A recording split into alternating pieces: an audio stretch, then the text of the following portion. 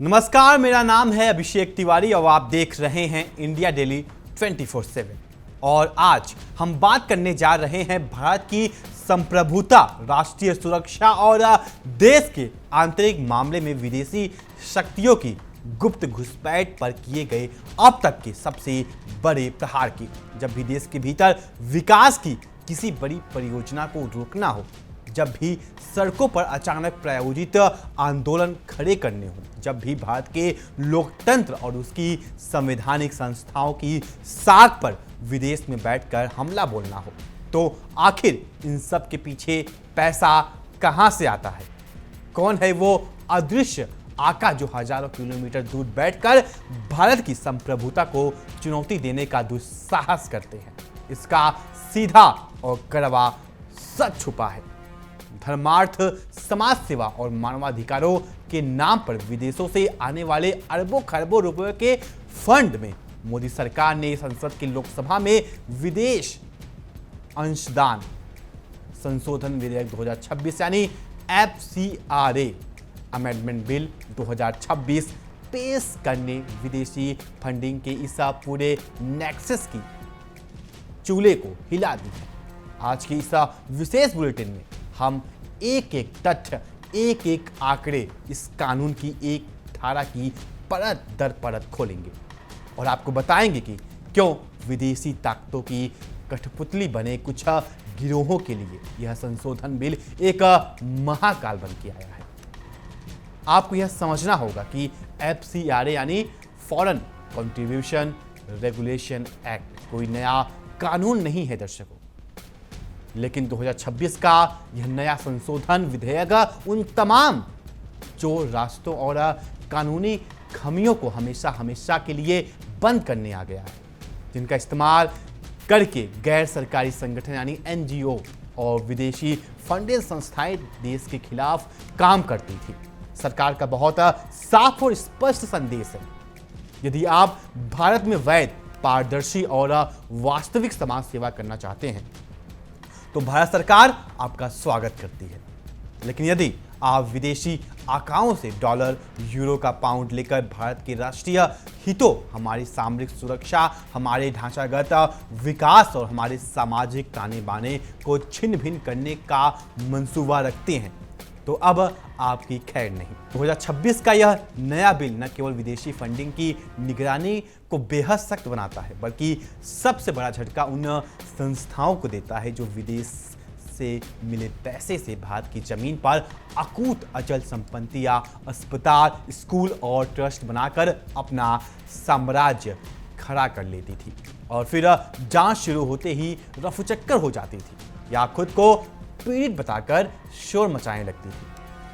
आइए सबसे पहले ये समझते हैं कि आखिर विदेशों से आने वाली इस पैसों का खेल क्या है और यह भारत की सुरक्षा के लिए इतना बड़ा खतरा क्यों बना हुआ है। दुनिया भर के भू राजनीतिक इतिहास को उठाकर देख लीजिए।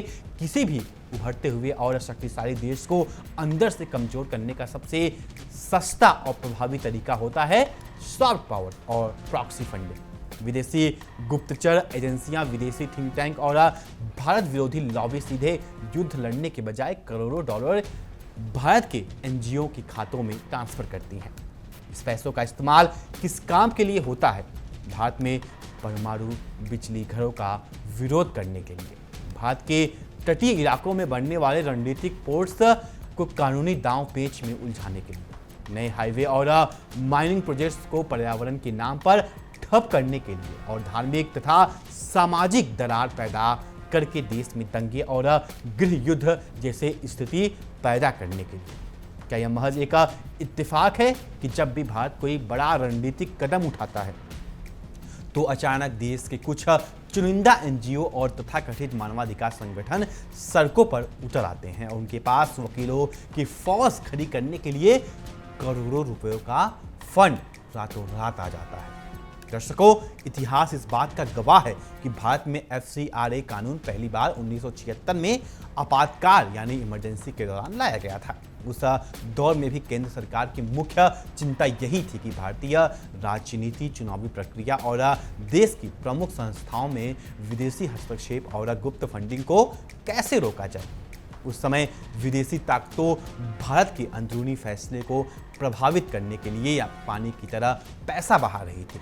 इसके बाद 2010 में मनमोहन सिंह के नेतृत्व वाले यूपीए सरकार के दौरान इस कानून को पूरी तरह से बदला गया और 2010 का नया FCRA कानून लागू हुआ। 2010 के कानून में सबसे महत्वपूर्ण बदलाव यह था कि एनजीओ के लिए 5 साल की रिन्यूअल व्यवस्था शुरू की गई, यानी हर 5 साल बाद संस्थाओं को अपने लाइसेंस का नवीनीकरण कराना अनिवार्य कर दिया गया। लेकिन इसके बावजूद भी कई लूप होल्स बने रहे जिनका गलत इस्तेमाल जारी रहा। 2020 में मोदी सरकार ने इसमें एक और ऐतिहासिक संशोधन किया, जिसके तहत यह अनिवार्य कर दिया गया कि विदेशों से आने वाले हर एक पैसा सिर्फ और सिर्फ नई दिल्ली स्थित भारतीय स्टेट बैंक यानी SBI की मुख्य शाखा में एक ही खाते के जरिए भारत आएगा। इसके साथ ही प्रशासनिक खर्चों की सीमा के 50% से घटाकर 20% कर दिया गया, ताकि विदेशों से जो पैसे का इस्तेमाल एनजीओ चलाने वाले अपने ऐशो आराम और लग्जरी लाइफस्टाइल पर न कर सकें, और साथ ही विदेशी फंड्स को एक एनजीओ से दूसरे एनजीओ में ट्रांसफर करने पर भी पूरी तरह से प्रतिबंध लगा दिया गया।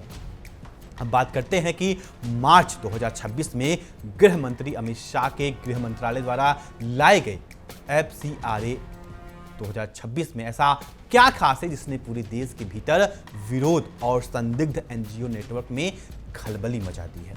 इस 2026 के नए बिल का सबसे मुख्य और ऐतिहासिक प्रावधान है एसेट्स और प्रॉपर्टीज यानी संपत्तियों का जब्तीकरण और प्रबंधन। अब तक क्या होता था, अगर किसी भी एनजीओ का FCRA लाइसेंस किसी उल्लंघन के कारण कैंसिल हो जाता था तो वे खुद अपना लाइसेंस सरेंडर कर देते थे। तो वे संस्थाएं विदेशों से आए पैसों से बनाई गई अपनी करोड़ों अरबों की संपत्तियों, जमीनों, इमारतों और ट्रस्टों पर अपनी निजी कब्जा बनाए रखती थी। 2026 का बिल इस प्रक्रिया में एक नई अवधारणा जोड़ता है, यानी FCRA प्रमाण पत्र का समाप्त या निष्प्रभावी हो जाना। अगर कोई संस्था अपनी लाइसेंस के नवीनीकरण का आवेदन नहीं करती, तय समय सीमा चूक जाती है या उसका नवीनीकरण आवेदन खारिज हो जाता है, तो उसका सर्टिफिकेट स्वतः ही समाप्त माना जाएगा। और जैसे ही किसी संस्था का FCRA सर्टिफिकेट रद्द होता है, सरेंडर होता है या समाप्त होता है, 2026 का यह नया कानून सरकार द्वारा नियुक्त एक डेजिग्नेटेड अथॉरिटी यानी नामित प्राधिकरण के गठन का प्रावधान करता है। यह अथॉरिटी तुरंत उस संगठन के सभी विदेशी अंशदान, बैंक खातों में बची राशि और विदेशी पैसों से खड़ी की गई तमाम चल अचल संपत्तियों का नियंत्रण अपने हाथ में ले लेगी। शुरुआत में यह हस्तांतरण प्रोविजनल यानी अंतिम होगा। यदि वह संस्था कानूनी प्रक्रिया के तहत अपना लाइसेंस दोबारा बहाल कराने में सफल हो जाती है तो उसकी संपत्ति और एनुअल फंड उसे वापस लौटा दिया जाएगा। लेकिन यदि तय समय सीमा के भीतर संस्था अपना लाइसेंस दोबारा हासिल करने में विफल रहती है तो वह संपत्ति अस्थायी रूप से भारत सरकार के नियंत्रण में चली जाएगी। इसके बाद उस डिजिग्नेटेड अथॉरिटी के पास यह कानूनी अधिकार होगा कि वह उन संपत्तियों का प्रबंधन करे, उन्हें केंद्र या राज्य सरकार के विभागों को जनहित के कार्यों के लिए सौंप दे या फिर उनकी नीलामी करके प्राप्त राशि को सीधे भारत की संचित निधि में जमा कर दे। जरा सोचिए यह कितना बड़ा और क्रांतिकारी बदलाव है। वर्षों से विदेशी फंडिंग के बल पर अपनी दुकानें चलाने वाले और अरबों रुपयों की बेनामी और ट्रस्ट संपत्तियां खड़ी करने वाले लोगों को जड़ें इस एक प्रावधान से कट गई। अब कोई भी संस्था विदेशों से पैसा लेकर भारत में विशाल साम्राज्य खड़ा करके बाद में यह नहीं कह सकती कि हम तो अब विदेशी पैसा लेना ही बंद कर चुके हैं, इसलिए यह संपत्ति हमारी है। सरकार का तर्क बहुत सीधा और तार्किक है। जो संपत्ति विदेशी पैसों और भारत के समाज कल्याण के नाम पर बनी है, अगर वह संस्था अब कानूनी रूप से वैध नहीं या नियमों का उल्लंघन कर रही है तो उस संपत्ति पर देश के नागरिकों और भारत सरकार का हक होना चाहिए, न किसी निजी व्यक्ति या संदिग्ध ट्रस्ट का।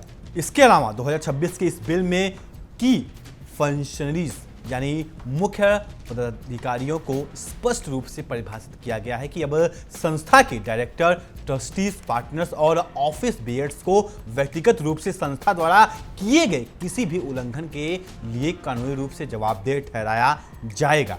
अब तक बड़े बड़े एनजीओ के आका यह बहाना बनाकर बच निकलते थे, यह गड़बड़ी किसी निचले कर्मचारी ने की है। लेकिन अब अगर संस्था में कोई भी गैर कानूनी विदेशी फंड या उसका गलत इस्तेमाल हुआ तो उसके मुख्य ट्रस्टी और संचालक सीधे जेल की हवा खाएंगे। साथ ही इस बिल में एक और प्रशासनिक सुधार किया गया है। अधिनियम के तहत किसी भी अपराध की जांच शुरू करने से पहले केंद्र सरकार की पूर्व स्वीकृति अनिवार्य कर दी गई है। गृह मंत्रालय ने स्पष्ट किया है कि चूंकि एफसीआरए एक केंद्रीय कानून है, इसका सीधा संबंध राष्ट्रीय सुरक्षा और विदेशी मामलों से है, इसलिए अलग अलग राज्यों में एक ही संस्था के खिलाफ अलग अलग जांच शुरू होने से होने वाले प्रशासनिक भ्रम को रोकने के लिए यह प्रावधान लाया गया है। दिलचस्प बात यह भी है कि इस नए विधेयक में कानून के उल्लंघन पर अधिकतम सजा को 5 साल के कारावास से घटाकर 1 साल कर दिया गया है। सरकार ने इसे समानुपातिक प्रवर्तन बताया है, जिसका अर्थ यह है कि प्रक्रियात्मक गलतियां या छोटे मोटे उल्लंघनों के लिए अत्यधिक कठोर दंडात्मक प्रावधानों के बजाय व्यवहारिक और सटीक सजा दी जाए, लेकिन संपत्तियों को जब्त करने और राष्ट्रीय सुरक्षा की रक्षा करने के मामले में बिना किसी ढिलाई की कड़ाई से काम किया जाएगा। गृह मंत्रालय के आधिकारिक आंकड़े बताते हैं कि यह कानून कितना आवश्यक हो चुका है। 15 जुलाई 2026 तक के आधिकारिक आंकड़ों के अनुसार एफसीआरए पोर्टल पर 22,498 रद्द किए गए पंजीकरण, 15,212 समाप्त हो चुके पंजीकरण और 14,449 सक्रिय प्रमाण पत्र सूचीबद्ध थे। यानी हजारों ऐसे संस्थाएं थी जिनके लाइसेंस या तो रद्द हो चुके थे या एक्सपायर हो चुके थे, लेकिन उनके द्वारा विदेशी पैसों से बनाई गई संपत्तियां का कोई स्पष्ट हिसाब किताब या कानूनी ढांचा मौजूद नहीं था। इस कानून और प्रशासनिक शून्य को भरने के लिए 2026 का एक ऐतिहासिक बिल लाया गया, लेकिन जैसे ही यह बिल संसद में आया वैसे ही देश विरोधी और विपक्ष के उन राजनीतिक दलों के पेट में मरोड़ उठने लगी जो हमेशा से इस तरह के एनजीओ नेटवर्क को राजनीतिक और वोट बैंक के फायदों पर पलटे रहे हैं। डीएमके के सांसद वी विल्सन ने संसद में बहस के दौरान इस बिल की तुलना एनिमी प्रॉपर्टी एक्ट से कर दी और यह अनर्गल आरोप लगा दिया कि सरकार इस बिल के जरिए अल्पसंख्यकों को दुश्मन की तरह देख रही है और उनकी संपत्तियां छीनना चाहती हैं। वहीं कांग्रेस के मिजोरम इकाई के पूर्वोत्तर के कुछ चर्च निकायों ने भी इसके खिलाफ दुष्प्रचार अभियान शुरू कर दिया। पूर्वोत्तर में यह अफवाह फैलने की कोशिश की गई कि यह बिल विशेष रूप से ईसाई धर्मार्थ संस्थाओं, अनाथालयों, स्कूलों और अस्पतालों को निशाना बनाने के लिए लाया गया है। आइए अब विपक्ष और इन निहित स्वार्थ वाले गिरोहों को एक एक झूठ की धज्जियां उड़ाते हैं और सत्य को सामने रखते हैं। सबसे पहली बात, क्या 2026 का एफसीआरए बिल किसी एक धर्म समुदाय या अल्पसंख्यक वर्ग को निशाना बनाता है? जवाब है बिल्कुल नहीं। यह कानून पूरी तरह से धर्मनिरपेक्ष, निष्पक्ष और सार्वभौमिक है। यह कानून भारत के हर एक नागरिक, हर एक ट्रस्ट, हर एक एनजीओ और हर एक संस्था पर समान रूप से लागू होता है, चाहे वह हिंदू हो, मुस्लिम हो, ईसाई हो, सिख हो या किसी भी अन्य विचारधारा या समुदाय से जुड़ा हो। कानून की नज़र में विदेशी फंडिंग केवल विदेशी फंडिंग है, उसका कोई धर्म नहीं होता। गृह मंत्रालय के आंकड़ों के मुताबिक वित्तीय वर्ष 2024-25 के दौरान लगभग 16,200 एसोसिएशन को 22,963 करोड़ रुपयों से अधिक का वैध विदेशी अंशदान प्राप्त हुआ है। अगर सरकार का मकसद वैध समाज सेवा या धर्मार्थ कार्यों का रोकना होता तो करीब 23,000 करोड़ रुपयों का यह फंड भारत में कैसे आता? सरकार ने बार बार यह स्पष्ट किया है कि जो भी संस्थाएं, चाहे वो किसी भी धर्म से जुड़ी हों, शिक्षा, स्वास्थ्य, गरीबी उन्मूलन या अनाथाओं सेवा और अन्य लोक कल्याणकारी कार्यों से पारदर्शी तरीके से लगी हुई है, उनके लिए एफसीआरए रजिस्ट्रेशन प्राप्त करना और उसका उपयोग करना आज पूरी तरह से आसान और सुलभ है। लेकिन परेशानी उन संस्थाओं को है जो सेवा का नकाब पहनकर धर्मांतरण, बदलाव और देश विरोधी गतिविधियों को अंजाम दे रही थी। क्या कोई भी देशभक्त नागरिक यह स्वीकार कर सकता है कि विदेशों से अस्पताल और स्कूल बनाने के नाम पर पैसा मंगाया जाए और उस पैसों का इस्तेमाल भारत के गरीबी, आदिवासी और पिछड़े वर्ग का जबरन या लालच देकर धर्मांतरण कराने के लिए किया जाए? क्या यह भारत की सामाजिक अखंडता पर सीधा हमला नहीं है? इतना ही नहीं, इस नए बिल में सरकार ने उन लोगों की आशंकाओं को भी खारिज कर दिया है जो धार्मिक स्थलों से लेकर के भ्रम फैलाते थे। 2026 के बिल में स्पष्ट प्रावधान किया गया है कि यदि किसी संस्था की संपत्ति अस्थायी रूप से डेजिग्नेटेड अथॉरिटी में निहित होती है तो उस संपत्ति का कोई हिस्सा या पूरी संपत्ति कोई पूजा स्थल, प्लेस ऑफ वर्शिप है तो यह अथॉरिटी उस धार्मिक स्थल के धार्मिक चरित्र और पवित्रता को पूरी तरह से संरक्षित रखने के लिए कानूनी रूप से बाध्य होगी। यानी किसी भी मंदिर, मस्जिद, चर्च या गुरुद्वारे के धार्मिक ढांचों को कोई नुकसान नहीं पहुंचाया जाएगा। इसके बावजूद दुष्प्रचार किया जा रहा है कि क्योंकि असली दर्द धार्मिक स्थलों का नहीं बल्कि उन बेनामी जमीनी बड़े बड़े कॉम्प्लेक्स और व्यावसायिक संपत्तियों का है जो विदेशी पैसों से खड़ी की गई थी और जिनका इस्तेमाल निजी या राजनीतिक एजेंडों के लिए हो रहा था।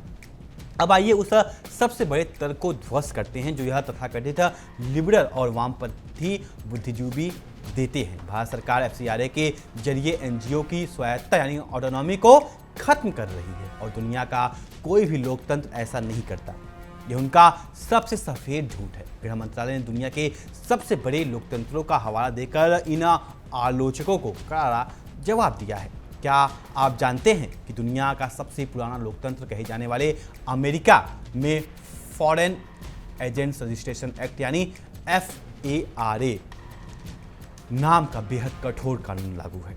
अमेरिका में अगर कोई भी व्यक्ति या संस्था किसी विदेशी सरकार, संस्था या व्यक्ति से वित्तीय सहायता प्राप्त करती है या उसके हित में काम करती है तो उसे खुद को फॉरेन एजेंट के रूप में रजिस्टर करना पड़ता है। ऐसा न करने पर अमेरिका में भारी जुर्माना और वर्षों की जेल की सजा का प्रावधान है। यूके में नेशनल सिक्योरिटी एक्ट 2023 के तहत फॉरेन इन्फ्लुएंस रजिस्ट्रेशन स्कीम लागू की गई जो विदेशी प्रभाव और फंडिंग पर कड़ी नजर रखती है। ऑस्ट्रेलिया में foreign influence transparency scheme FITS और कनाडा में भी इसी तरह के कठोर कानून मौजूद हैं जो किसी भी विदेशी पैसों को उनके देश की राजनीति, नीतियों और सार्वजनिक जीवन को प्रभावित करने से पूरी सख्ती से रोकते हैं। जब अमेरिका, ब्रिटेन, ऑस्ट्रेलिया और कनाडा जैसे देश अपने लोकतंत्र और राष्ट्रीय सुरक्षा को विदेशी पैसों के प्रभाव से बचाने के लिए कठोर कानून बना सकते हैं तो भारत जैसा विविध, संवेदनशील और लगातार भू राजनीतिक चुनौतियों से जूझने वाला देश अपने दरवाजे विदेशी साजिशों के खुले कैसे छोड़ सकता है? पश्चिमी देश अपना यहाँ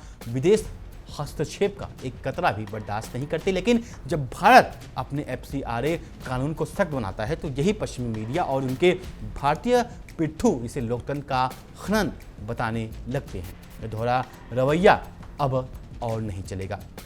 विपक्ष और आलोचकों का एक और तर्क यह है कि यदि किसी NGO ने 20 साल पहले विदेशी फंड से कोई अस्पताल या स्कूल बनाया था और आज पूरी तरह से घरेलू यानी भारतीय चंदे से चल रहा है तो FCRA लाइसेंस न रिन्यू होने पर वह अस्पताल सरकार के पास क्यों चला जाएगा? इस तरह का जवाब बहुत सीधा और कानूनी है। मान लीजिए कि अपने एक इमारत बनाने के लिए 80% पैसा विदेशी स्रोतों से लिया था। क्या वह संपत्ति विदेशी अंशदान का सीधा परिणाम नहीं है? यदि उस संपत्ति को बनाने की नींव ही विदेशी पैसों पर टिकी है तो लाइसेंस खत्म होने के बाद वह संस्था उस संपत्ति पर अपना व्यक्तिगत मालिकाना हक कैसे जता सकती है? फिर भी 2026 के बिल में यह विपक्ष व्यवस्था दी गई है कि यदि किसी संपत्ति में घरेलू और विदेशी दोनों तरह का फंड लगा है तो संस्था आवेदन करके अपने उस घरेलू हिस्से को साबित कर सकती है और उसे वापस प्राप्त कर सकती है। इसके अलावा यदि संस्था अपनी कानूनी कमियों को दूर करके दोबारा FCRA लाइसेंस हासिल कर लेती हैं तो प्रोविजनल रूप से जब्त की गई संपत्ति उसे वापस लौटा दी जाएगी। यानी जो ईमानदार है, जो पारदर्शी है, उनके लिए रास्ते पूरी तरह खुले हैं, लेकिन जो फर्जीवाड़े और हेरा फेरी में लगे हैं उनके लिए अब कोई चोर रास्ता नहीं बचा है।